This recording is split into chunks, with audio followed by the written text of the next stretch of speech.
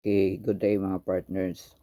Tutorial tayo paano naman mag-deposit sa DSJ account natin. So for example, authenticated na kayo at na-communicate nyo na si Elena03 sa Bonchat. Pwede kayong mag-deposit. No? Login kayo sa DSJ, click assets, tapos click deposits. Yan, lalabas no, TRC20 po tayo. No? I-click nyo lang, naka-default naman yung TRC20, so i-copy nyo lang tong address, no? Ito yung papadalhan nyo na address ng minimum of 300 USDT. Kung kaya nyo mag 500 USDT, mas better kasi may bonus siya na anim na bonus trades, no?